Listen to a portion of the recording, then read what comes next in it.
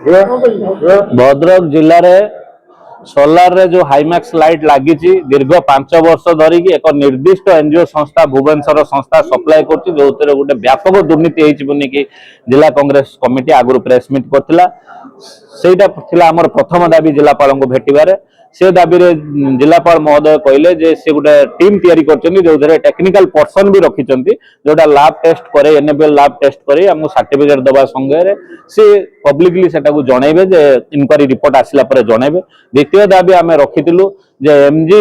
नारेगारे बर्तमान प्राय सबु पंचायत रे मशीन ले काम होउची जोटा भी से संगे संगे तापरे पदक्षेप नेबे बुनी कहिसन्ती। तृतीय दाबी आमे रखिथिलु वेदांतर जो बळी भाबरे वर्तमान पोल्यूशन बढ़ी चली 500 600 700 पर्यंत पोल्यूशन पड़े जाउची कना रातिर से कोन गोटे गैस पाइपलाइन खोलिचन्ती आ दिन रे से जो बळी भाबरे ट्रक रो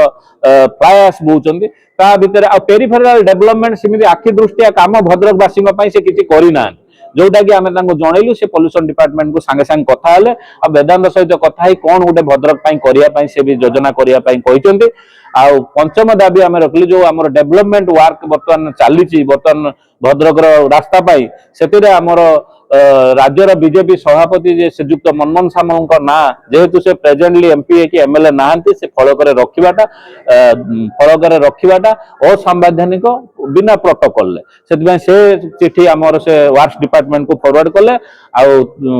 गोटे कथा हला देशी मद कारबार एबे चूरा देशी मद कारबार प्रबल बढ़ी जाइए भद्रक विधानसभा भितर जो एक्साइज डिपार्टमेंट 3 वर्ष भितर कौन सी दृष्टांतमूलक